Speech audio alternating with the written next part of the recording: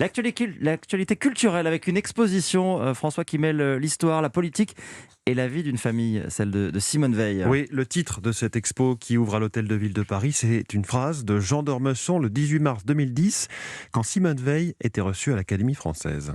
Comme l'immense majorité des Français, nous vous aimons, madame. Nous vous aimons, madame. Cette exposition présente des photos familiales, des documents inédits. Diane Chenouda a pu la visiter pour Europe 1.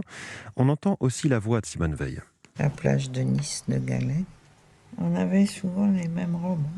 Sur les jaunes moments, mon emplacement préféré. Les deux sœurs, les deux rescapées des camps, Simone et Denise, se remémorent leur enfance devant les photos de famille. Une enfance heureuse avant l'innommable.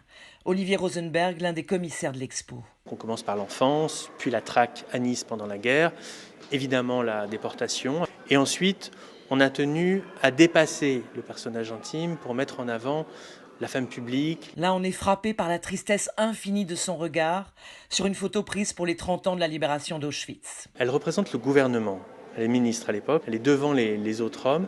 C'est la seule femme. Elle est seule, elle est perdue. Et on peut penser que dans ces moments difficiles, elle repensait non seulement aux 6 millions de juifs, mais plus concrètement à sa mère, à son père, à son frère. On découvre des documents exceptionnels, comme le manuscrit annoté en rouge de son discours pour l'IVG. Les discours ont été retrouvés dans ces cartons d'archives, l'un dans l'appartement au moment de vider l'appartement et l'un aux archives nationales. Archives qui mettent aussi en valeur son engagement en faveur des prisonniers en Algérie. L'exposition est donc à l'Hôtel de Ville de Paris jusqu'au 21 août et c'est gratuit.